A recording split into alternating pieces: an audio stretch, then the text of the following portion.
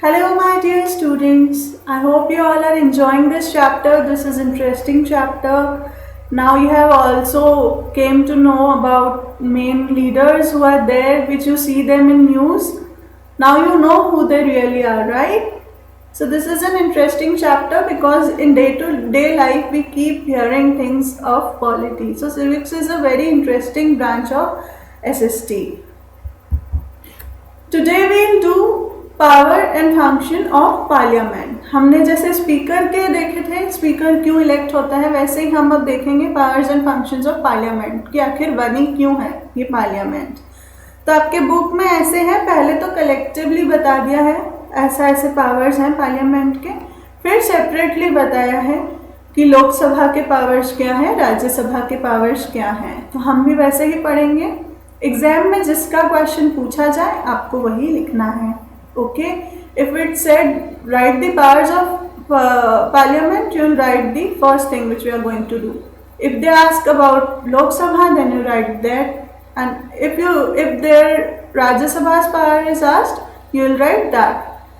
The paragraphs and all are almost same, believe me, everything is same only. If you will understand the main part, you will be able to grasp the other parts. Okay, let's start now. Powers and functions of parliament. तो constitution ने parliament को कुछ powers दी हैं। First power है legislative powers. Read along with me, stay focused on the slides. Okay, main function is to create laws. Initially only have told you, L से L याद रखेंगे, laws कौन बनाएगा, पार्लियामेंट बनाएगी या लेजिस्लेचर बनाएगा। Okay, they are one and the same thing. So the main function is to create laws keeping in view national interest. क्या अच्छा होगा देश के लिए, ये ध्यान में रखते हुए वो लॉज बनाएंगे। Parliament has power to make laws on subjects mentioned in union list, concurrent list. Though union parliament and state assemblies also can make laws on state subjects of concurrent list, parliamentary laws overrides the state legislative laws in case of contradiction. Laws on residual subjects can also be made by parliament. अब laws बनाएंगे किन किन मुद्दों पे, you can say ये laws बनाएंगे। So see, there are many lists which have been divided. Okay, let's understand from the next slide. But in the last slide you can see residual subjects, है ना, last line में लिखा है residual subjects. I hope आप अपनी books open रखते हैं जब आप पढ़ते हैं. Always keep a pencil. So in residual subjects you will write something which I'll tell you. Rest you can take the screenshot of this and make notes from here because this is not given in your books, and from here you can understand this very easily. Union list में क्या होता है, जो central list, you can say union मतलब जो central government जिस पे laws बनाएगी, उसमें नेशनल इंपॉर्टेंस मतलब जो देश के लिए अच्छा है वैसे सब्जेक्ट्स रखे जाते हैं। Union alone can make laws on them. Who is union? Union is central government. Whenever we say union, you should know that we are talking about central government. So union list में जो subjects हैं उस पे सिर्फ central government laws बनाएंगे। इसमें कैसे subjects रखे जाएंगे? डिफेंस मतलब कुछ सेना से related, banking, currency, foreign affairs, communication, ऐसे सब्जेक्ट्स यहाँ पर यूनियन लिस्ट में रखे जाते हैं। So there are total 97 subjects. You can write next point, 97 subjects are there in union list. No one is going to ask you at this level, but this is again just for your extra knowledge कि हर लिस्ट में कितने subjects हैं। Now come to state list. यहाँ पे ऐसे topics रखे जाते हैं जो स्टेट के लिए इम्पोर्टेंट हो। आज राजस्थान में पानी की कमी है तो राजस्थान ही को पता होगा कि हमें क्या चाहिए, हमारे लिए क्या इम्पोर्टेंट है, तो उस पर स्टेट गवर्नमेंट लॉज बनाएगी। तो आप एक बार फिर से यहाँ देखें, यहाँ पे लाइन लिखी थी, दो union parliament and state assemblies. State assemblies जहाँ हम कहें तो स्टेट में हम नेक्स्ट चैप्टर में पढ़ेंगे, but you should no and I have already told you, state में आते हैं विधानसभा एंड विधान परिषद। विधानसभा को इंग्लिश में लेजिस्लेटिव असेंबली कहते हैं, विधान परिषद को लेजिस्लेटिव काउंसिल कहते हैं। राजस्थान में लेजिस्लेटिव काउंसिल नहीं है, कुछ स्टेट्स में होता है। आपका होमवर्क है ये, आप फाइंड करेंगे किन किन स्टेट्स में लेजिस्लेटिव काउंसिल है। Will study that in next chapter only, but here ये टॉपिक आया है कि स्टेट गवर्नमेंट लॉज बनाएगी, तो कौन है state government? Vidhan Sabha and Vidhan Parishad is only state government, so they make laws on this subject.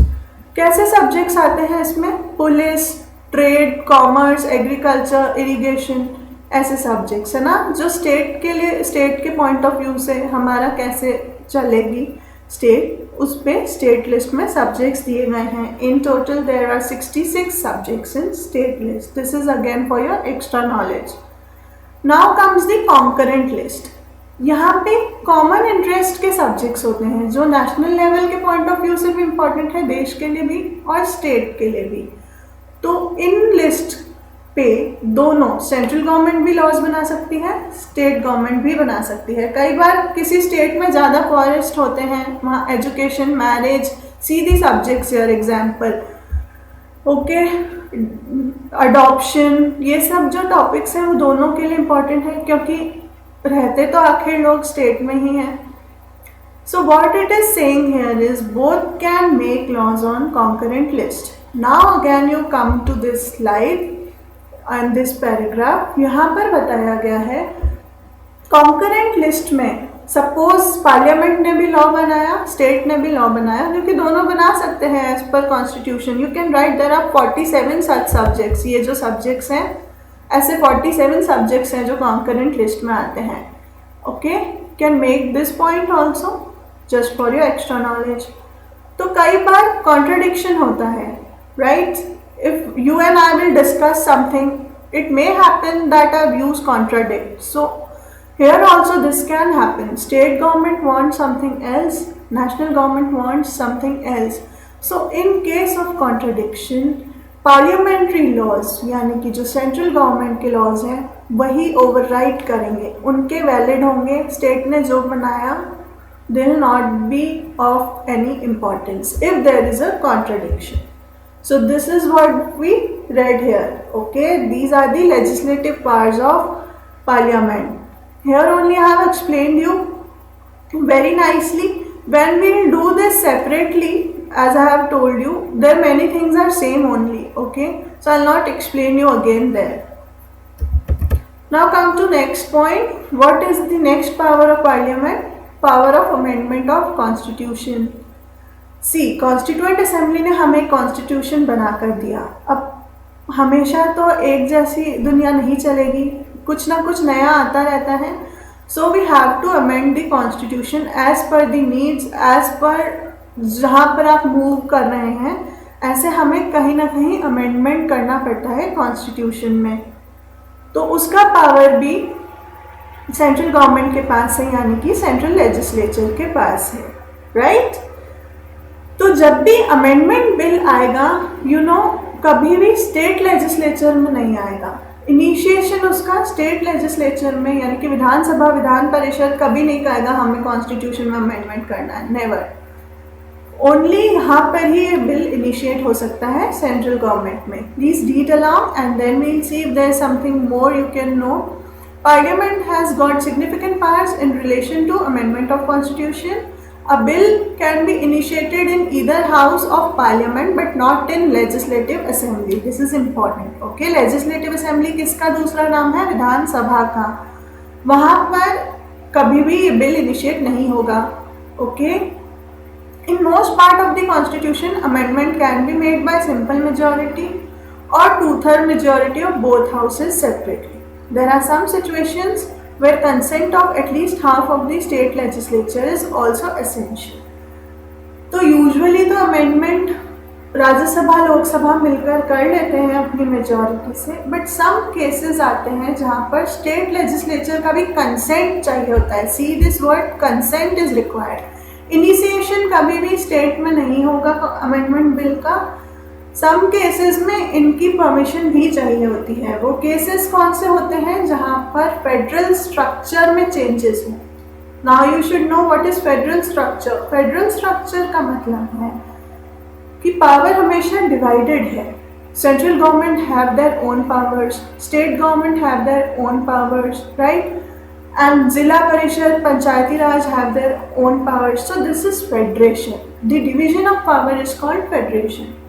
So now suppose constitution में कुछ ऐसा लॉ है जिससे ये पावर डिवीजन में चेंजेस अगर आपको करने हैं in case, okay, then you have to take the consent of legislatures also. State legislatures मतलब विधानसभा, विधान परिषद, विधानसभा only, okay.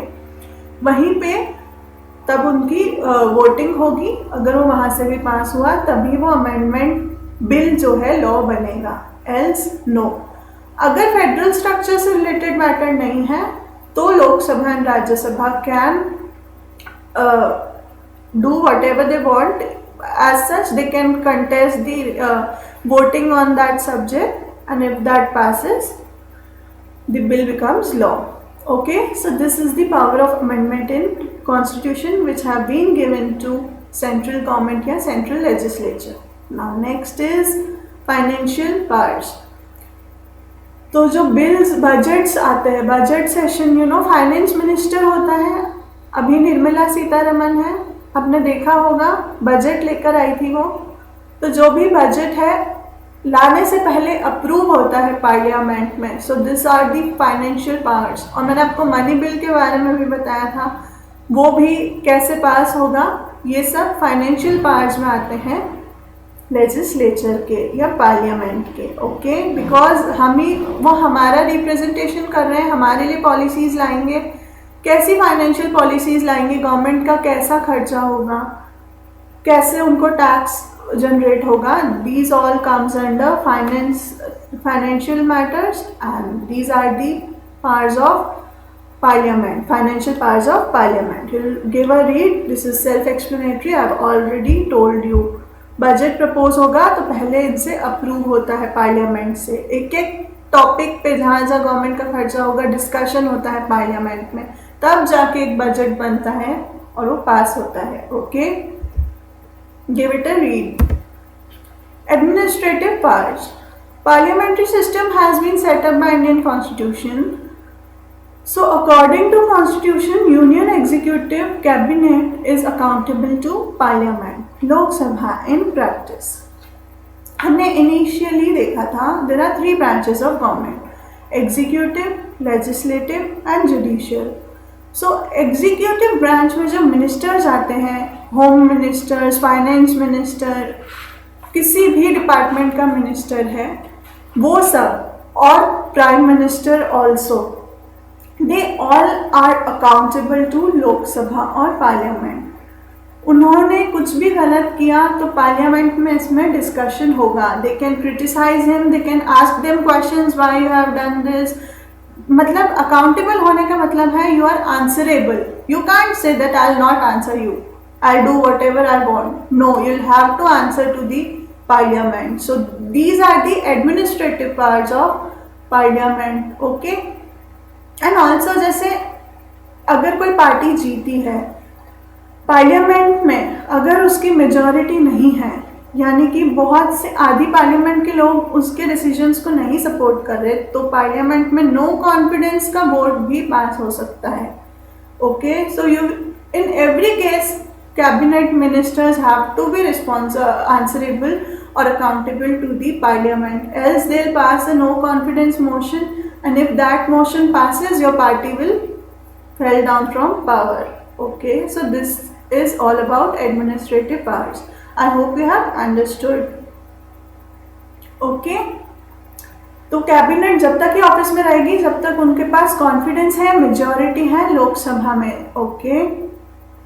Next is electoral powers. Now again article has come. Whenever article comes you have to underline that in your books. At last it will be easier for you to revise. In article 54 describe करता है president के elections कैसे होंगे. मैंने आपको chart दिखाया था constitution में 395 आर्टिकल्स का, वहाँ पे हर आर्टिकल में लिखा है ऑलरेडी. तो प्रेसिडेंट के इलेक्शंस आपने कभी सुना नहीं होगा हम जाकर प्रेसिडेंट के लिए वोट करके आ रहे हैं. No, that is indirect election again. We don't directly give vote to president. So indirectly elections कैसे होंगे, हमने इन्हें वोट दिया, ये लोग आगे प्रेसिडेंट को वोट देंगे, लोकसभा राज्यसभा वाले.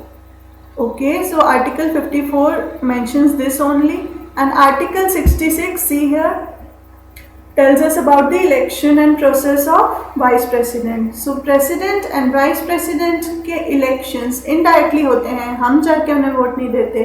कौन देता है? Parliament. So these are become electoral powers of Parliament. So this is all the point 5th is talking about. Give it a read. Okay.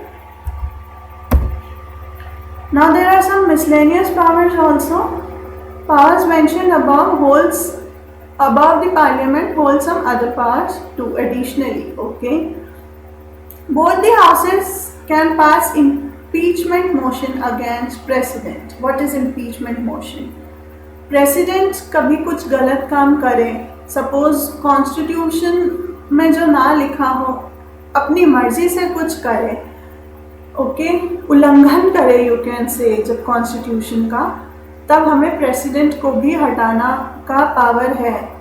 Okay. So to remove president is the first citizen of India. It is a very respectable post. If you have seen the oath ceremony and everything, when president comes everyone stands up. Okay, he is known as the first citizen for a reason. So it's a very respectable post. It is not easier to remove president, and it has never happened that president has done something wrong that is not in accordance to the constitution. But in case any such thing happens, then Constitution Assembly have given us this power also, that you can remove the president. So to remove the president, impeachment motion is passed.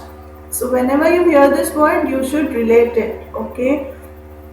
So when they have to remove the president, they have this power to pass impeachment motion. There is a total topic of impeachment motion. We'll do that later, how that motion goes into form and how president is removed.